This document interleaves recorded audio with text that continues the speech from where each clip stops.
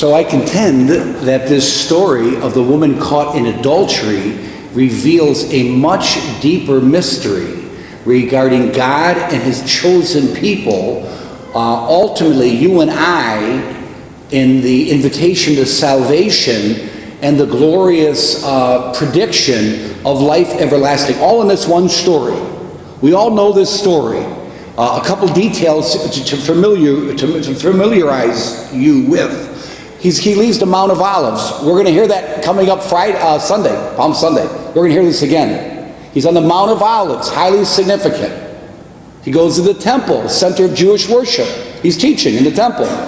Now, the Pharisees and scribes think they're going to trip him up because the clock is ticking. They're going to bump this guy off. They're going to take his life.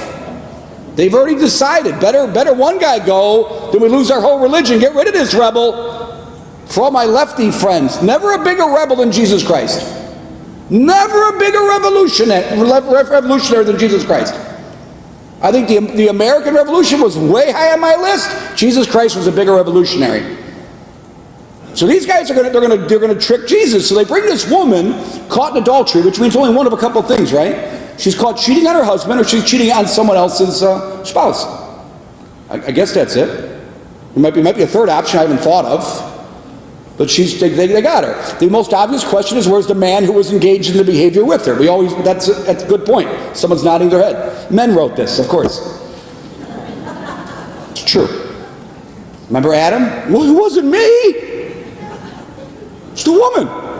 You gave me the woman. They're clever. Adam, first defense attorney.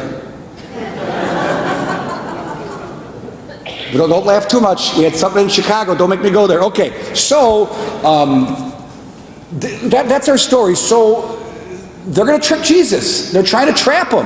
So they bring her, throw her in a center. Everyone's watching.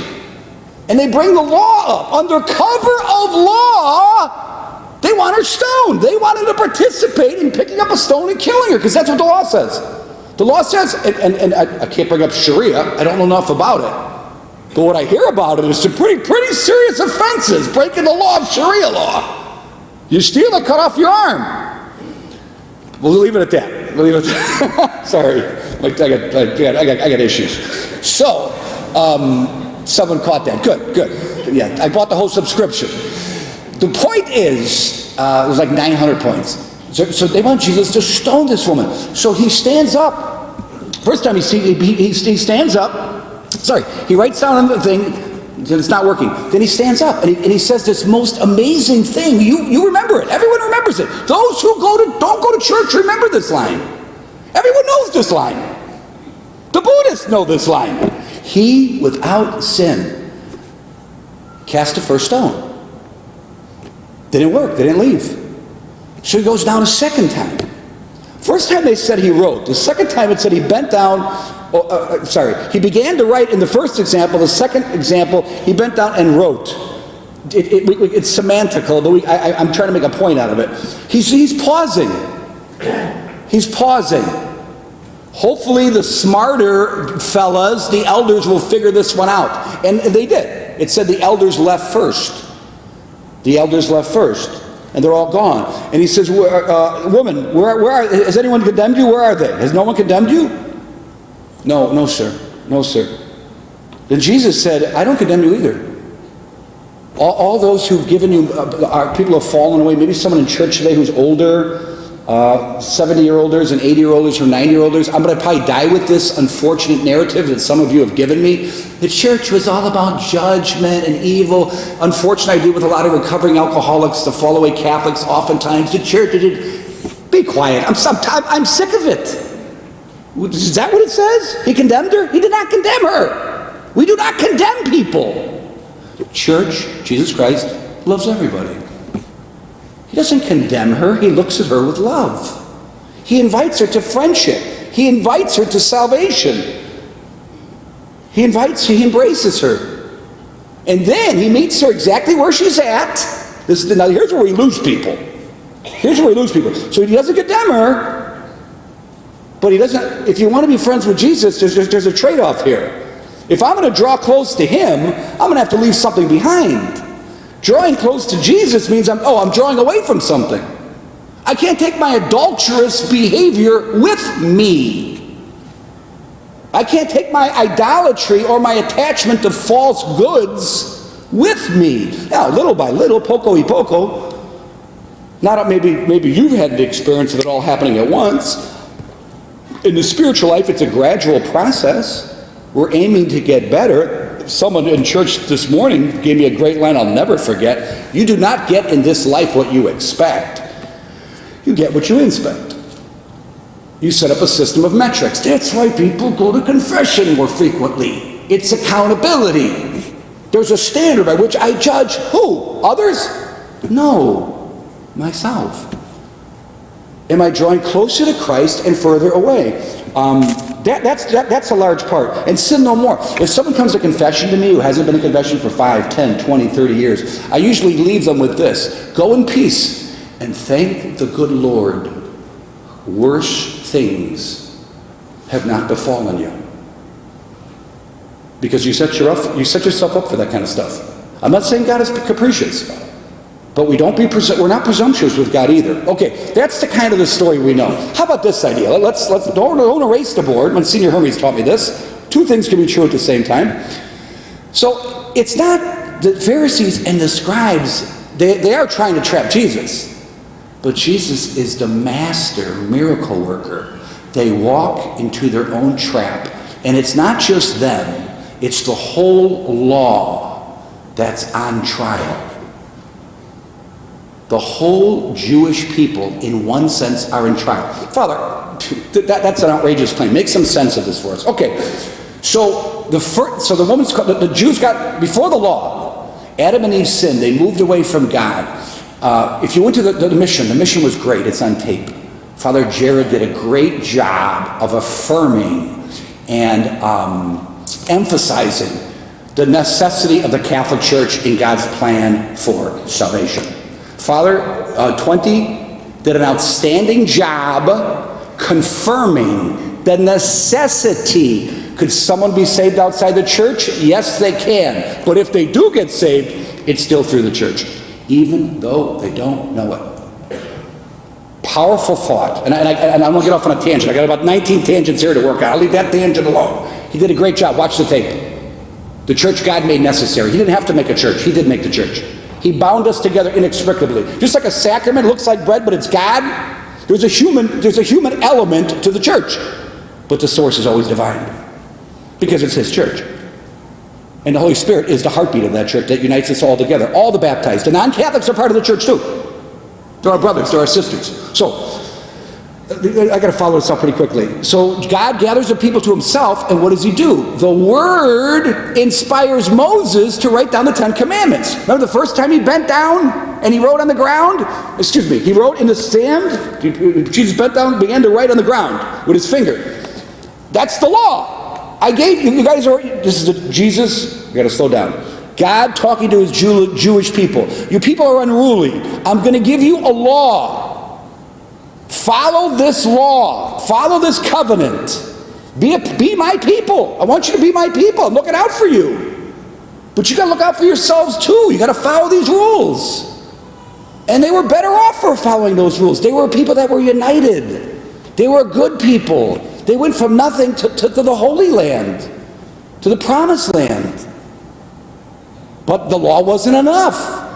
Then they started bickering, and then they used the law. Under the cover of the law, people were put to death. Can anyone think of an example where that happens today? Under cover of law, people are put to death?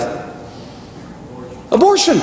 The bishop was just here. The bishop, you go home. Do me a favor. Oh, do me a favor? Yeah, we want to do you a favor. Go home and watch the bishop's homily he gave from this pulpit about 4 hours ago for the confirmation class. Go watch that homily.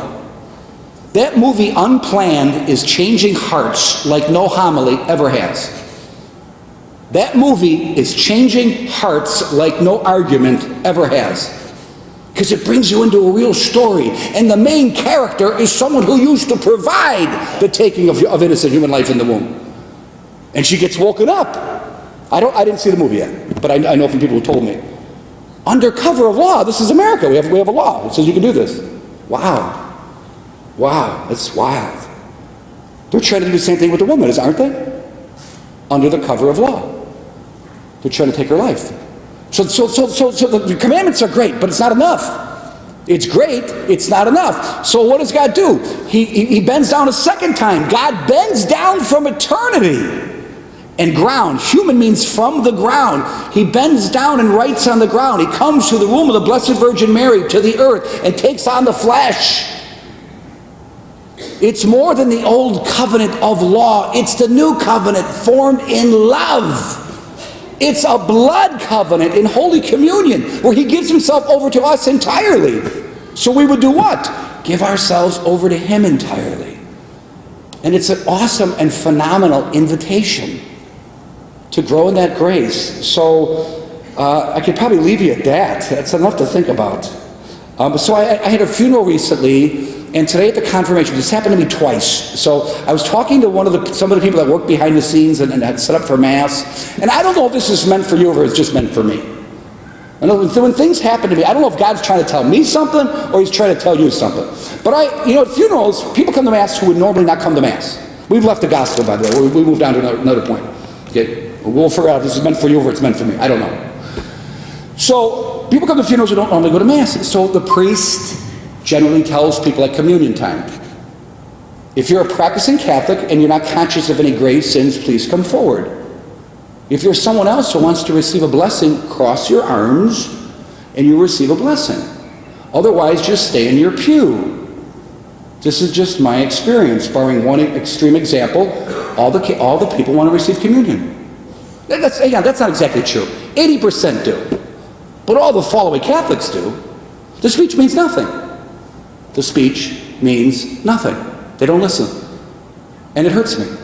So today at a confirmation, the announcement was not made. I chased a woman back to her pew. She had Jesus. I had to chase her back to her pew 5 hours ago. 2 days ago, I chased about 4 people. They walked away. Father Simon says, well, I just wait. I stop them. So I'm asking you, because you have a choice to receive on your hand. That's your opinion. You don't have to follow me. And I suspect some of you won't. But I'm just asking you, if you want to take in your hand, stop. Please, I'm losing my brains. I'm going crazy here. I'm trying to follow Jesus all around.